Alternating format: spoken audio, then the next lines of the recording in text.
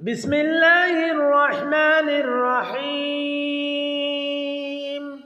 আসসালামু আলাইকুম ওয়া রাহমাতুল্লাহি ওয়া বারাকাতুহু। হযরতে আবী হুরায়রা রাদিয়াল্লাহু তাআলা আনহু হইতে বর্ণিত, তিনি বলেন, বিশ্ব নবী, নবীদের নবী, রাহমাতাল লিল আলামিন জনাবে রাসূলুল্লাহ সাল্লাল্লাহু আলাইহি ওয়াসাল্লাম ফরমায়াছেন, যে ব্যক্তি প্রত্যেক ফরজ নামাজের পর আয়াতুল কুরসি তেলাওয়াত করবে, আল্লাহ রাব্বুল আলামিন তাকে মরে যাওয়ার সঙ্গে সঙ্গে জান্নাতে দিয়ে দিবেন। সুবহানাল্লাহ। সে মরে না, এই তো জান্নাতে যায় না, তার মানে মরার সঙ্গে সঙ্গে আল্লাহ রাব্বুল আলামিন ওই বান্দাকে জান্নাতে দিয়ে দিবেন।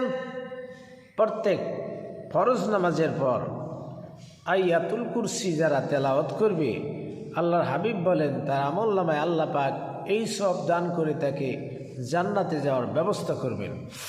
হযরতে আবু হুরায়রা রাদিয়াল্লাহু তাআলা আনহু হইতে বর্ণিত, তিনি বলেন, যখন তুমি শয়নে যাবে, রাত্রে যখন তুমি শুইতে যাবে, তখন আয়াতুল কুরসি তেলাওয়াত করবে। তোমার জিম্মায় একজন ফেরেশতা তোমার তাবেদারে থাকবে। যখন তুমি ঘুম থেকে জাগরিত হবে, ওই ফেরেশতা তোমার তত্ত্বাবধানে থাকবে। সুবহানাল্লাহ।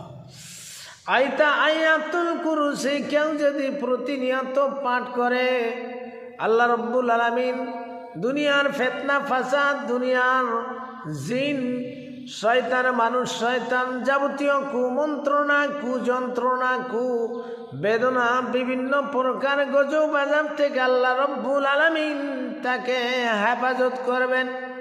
কাজেই আল্লাহ রাব্বুল আলামিন আপনাকে আমাকে সকলকে প্রত্যেক ফরজ নামাজের পর আয়াতুল কুরসি তেলাওয়াত করার তৌফিক দান করুক। সকলে বলি আমিন। আসসালামু আলাইকুম ওয়া রাহমাতুল্লাহি ওয়া বারাকাতুহু।